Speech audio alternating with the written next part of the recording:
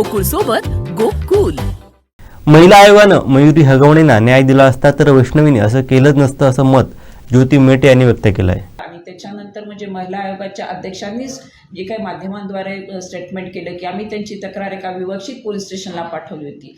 परंतु नंतर काय, जे महिला आयोग एक संवैधानिक पद आहे, त्यांच्याकडे प्राप्त जाणाऱ्या तक्रारीचा जोपर्यंत निपटारा होत नाही तोपर्यंत मग त्या आयोगाच्या असण्याला काही अर्थच उरत नाही. त्यामुळे जर मयुरी हगवणेच्या तक्रारीवरती महिला आयोगाकडनं त्वरित आणि योग्य ती कारवाई झाली असती तर निश्चितच वैष्णवी हगवणेचा मृत्यू किंवा आत्महत्या टळली असती.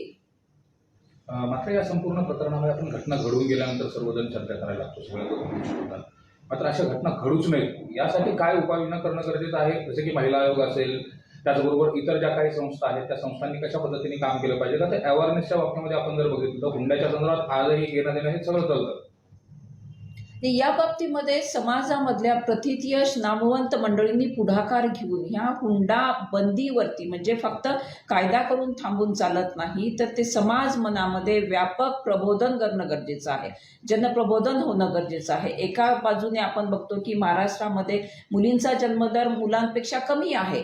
अशा पद्धतीमध्ये ह्या हुंडा पद्धतीचं उदात्तीकरण करण्याच्या ऐवजी आपण जर प्रत्येक समाज घटकाने यामध्ये पुढाकार घेतला तर निश्चितच या घटना आपल्याला टाळण्यासाठी पुढे जाण्यास मदत होईल. आणि हेच मला या प्रसंगी सगळ्यांना नम्र आवाहन करायचं आहे की महाराष्ट्रातल्या सर्व नामवंतांनी, सर्व सामाजिक संस्थांनी, सर्व राजकीय प्रथितयश मंडळींनी या मुद्द्यावरती पुढे येऊन त्यांच्या पद्धतीने व्यापक जनजागृती करणं गरजेचं आहे.